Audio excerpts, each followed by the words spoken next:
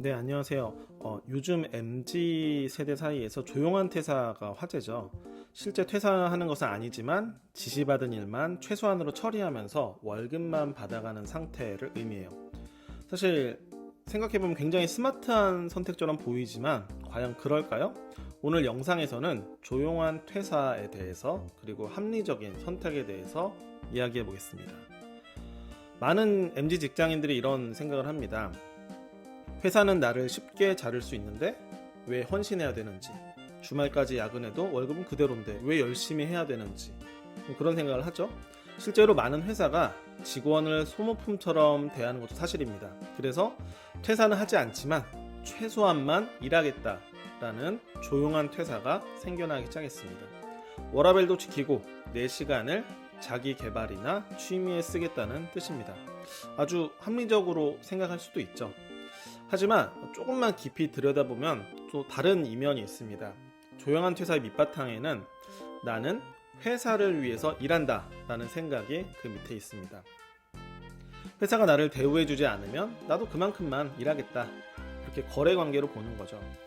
근데 생각해보세요. 사장은 조용한 퇴사를 할까요? 절대 안 하겠죠. 왜냐하면 사장은 자기 자신을 위해 일을 하니까요. 자기가 열심히 하면 열심히 한 만큼 돈을 번다라고 생각을 하겠죠.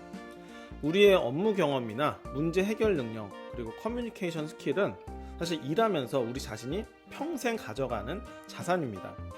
이거를 최소한만 일하겠다 이렇게 마음먹는 순간 사실 성장의 기회를 좀 스스로 포기하는 것과 좀 다름없다라는 생각을 합니다. 손흥민 선수 한번 생각해 볼까요? 손흥민 선수는 소속팀을 위해서만 공을 차지 않습니다. 자기의 축구 실력을 발전시키고 자신의 가치를 높이기 위해서 뛰죠. 근데 손흥민 선수가 자신을 위해서 최선을 다해서 뛰면 거기에 따라서 팀 성과가 연결이 되고요.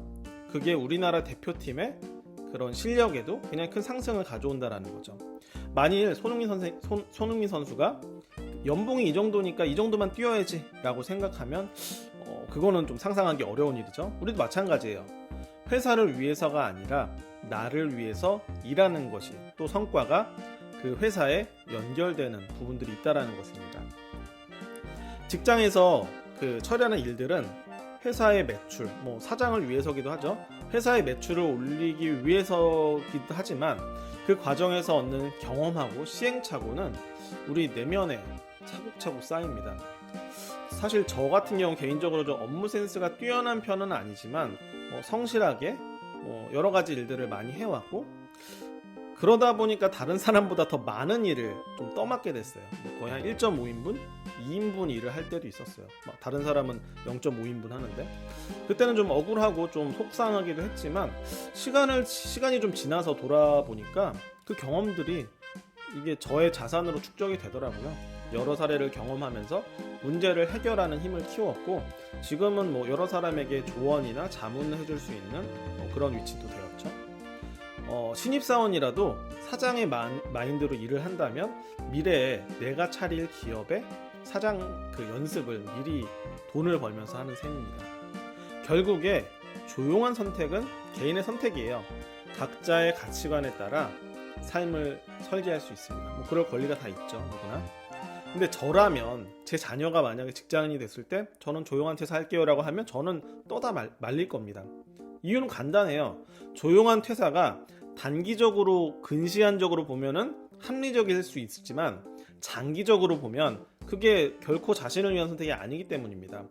회사에서 돈 벌면서 일하면서 성장하는 게 오히려 자신의 긴 커리어 인생을 놓고 보면 굉장히 똑똑한 합리적인 선택이죠. 한번 여러분 스스로한테 질문을 해보세요. 나는 지금 누구를 위해 일을 하고 있는가?